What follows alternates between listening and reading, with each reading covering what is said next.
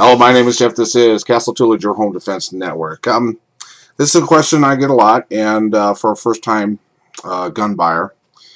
And I want to clarify this again. It's the first-time gun buyer who has never shot a gun before, and that's going to be a major contention for a lot of people out there who watch my videos. I'm sure you guys get some questions from family, friends, or whatever. What kind of gun should I get? I've never shot a gun before, or I'm very inexperienced in shooting guns. What is the best self-defense gun? Well, that's kind of a loaded question. What is the best self-defense gun? It's going to be a lot of subjectivity. It's going to be a lot to do with where you are in the country, in the desert, in the mountains, in the city, what type of clothing you wear. There's going to be so many different variables with that you need to have that kind of understanding when you go talk when you do talk to these people. I guess Coleon Noir recently put out a video about how someone should go about purchasing their own gun, and I've talked about this before in the past. And my position really is a little bit different than Coleon Noir, and he is the typical go rent a gun, shoot it, shoot many different styles of guns, and I have a hard time telling a person with little experience or no experience to go to a gun range and rent one. I think they need to learn a little bit more of how guns work before that. And I come from a different position where when you are on day one and you are totally inexperienced, shooting a bunch of different guns in different fashions and spending a lot of money at a gun range with the bullets and the rental of the gun, it can get extraordinarily expensive. Let's just say if you did 10 guns. Typically around here, renting a gun is $20 plus the ammunition on top of it. Let's just say another $20, $20, $30 plus the rental of the gun range. And let's just say it's going to be about $50 to $70 a gun. You multiply that by 10 and you're going to be into it for a lot of money. And the most important thing is you're going to start to get confused. For the people who have ever bought a car, they go from one lot to another, to another, to another. They do all these test drives. You're going to try. I forget what car does what. Especially when you're doing a house, what car does what. What home looks like what. You tend to get confused. So let's back it down. You can go to a gun range and you can get a bunch of different guns in your hands, but the fact still remains: your experience is only at the gun range. You do not have the carrying knowledge that you really should have with buying a perfect gun, if you will. Your first gun isn't going to be perfect. Remember when you bought your first car? Your first car probably wasn't the car that you wanted. If you had all the money in the world, your car is going to be different than what your first car was. My first car was a piece of crap. I didn't want it. It was just something for me to get to point A to point B. And when you're young, you're kind of learning the tools of the trade anyway. So what I recommend is go to a major manufacturer like Glock, like Smith & Wesson, a Ruger, some of those brands. And, we have different ones here. We have, Striker Fire, a Hammer Fire, DASA, and a revolver. Don't get caught in the minutia of all these various types of guns and dealings with it. First of all, when you started learning how to drive, the company that you did your training with showed up with a car. You didn't know what kind of car it was. All you knew is that you got in it and you started to drive. This is my advice to you. Go buy a Striker Fire gun, like a Glock, like a Ruger, Springfield, and get it.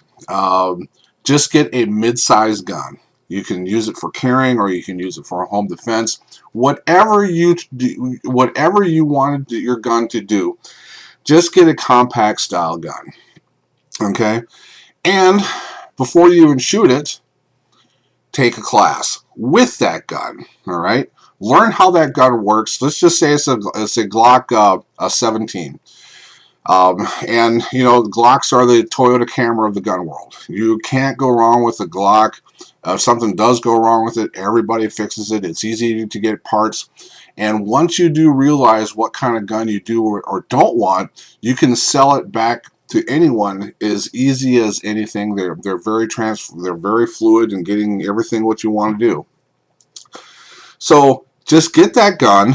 If it is for carrying purposes, go through the permit class, take other classes behind it, get a good Kydex holster or some kind of a holster, spend above $40 for it, don't get a piece of crap, carry it around in your house, loaded or empty, I don't care, let's just get you going on the everyday carrying of it from in your home from place to place. And if you do have your concealed carry permit, whether you are you know, sometimes people are, you know, chambered or not, I'm kind of scared to make it chambered. Well, that just becomes, when someone says that they don't feel comfortable with the chamber in the round, they just aren't comfortable on exactly how their gun works and operates. That comes with just pulling the trigger more and more. So now you have this gun. You become fairly proficient at this, just say Glock 17. 6 months go by. You've gone through a particular season. If it is for concealed carry, you are getting used to what you can wear, what you can't wear with it. Is it very dress? You know, do you wear a suit and tie? Do you wear shorts? Do you wear jeans? Baggy clothes, tight t-shirts? Those are all the questions that you need to know further down the line. So now you're getting into the gun world. You're learning a little bit more. What you thought was important 6 months ago is absolutely silly now. Okay, it could be absolutely silly. So you can go down the road and and rent all these guns and not have an educational basis of what is going on.